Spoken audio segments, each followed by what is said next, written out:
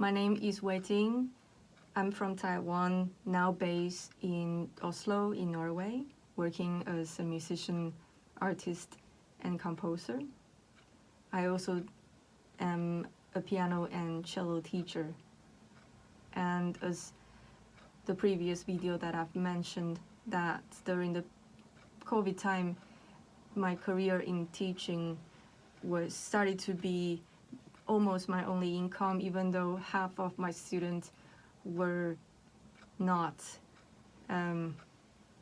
able or didn't have the will to have the teaching lessons or the lessons online. So I had very, very little money to have to pay the rent, have to buy food, and it was a very difficult period of time for all of us. And every time when I think about it, I still feel like I was the privileged one, that I had just enough money to be able to survive, and I was the only person that I had to be responsible of. I don't have children, and my parents are still able to work, so I don't have the obligation to take care of them. So in so many different ways that I felt very lucky in that time, and I had the chance to adjust myself into the situation and really think positively about everything.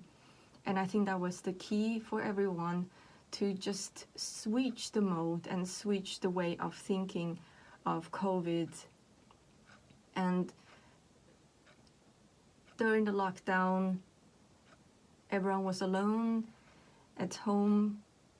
I didn't have to travel. I didn't want to travel. That's the time that we shouldn't travel anyway. So I was mostly home for quite a period of time. And for me, I am someone who really enjoy indoor, that I like to spend time by myself. I like to spend time on playing piano or playing cello or even writing music. But it was still quite difficult for me. And during that period of time, I think the support from friends, keeping in contact with them, the support from family, keep talking to them, and keep updating the latest news from where we were during the time that my parents or my family are still back at home in Taiwan, and I am here by myself, working and trying to make my life work, basically, and at the same time continuing doing something that I'm passionate of, which is music and art. And that was the time that actually I started to approach art, and that's something which didn't very much require live audience or being somewhere in person.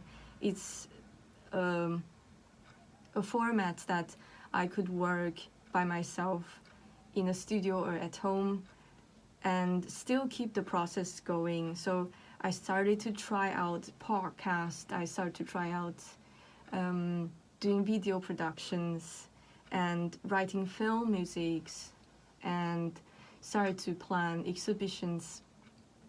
So to be honest, to think back, it's just a path for so many people to open up a different possibility in life.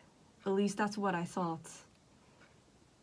And I believe that it has benefited me a lot now, and I am still very grateful that I had enough resources and support to get through this mentally intense period of time, and for me to be able to actually think very luckily and positively anyway. Yes, so it was a tremendous, difficult time for every single person in the world. Still, right now, in other worlds, and not worlds, in other countries, a lot of people are still struggling. A lot of people are still getting sick. I just got COVID this year in July, and now I still have the effect. Like, probably you can notice that when I'm talking, I have very short breath. I really felt that my lung was damaged because of corona, and a lot of people actually lost their lives, and a lot of people are struggling with the symptoms, the post symptoms. For me to be able to sit here talking is already the most lucky thing in the world.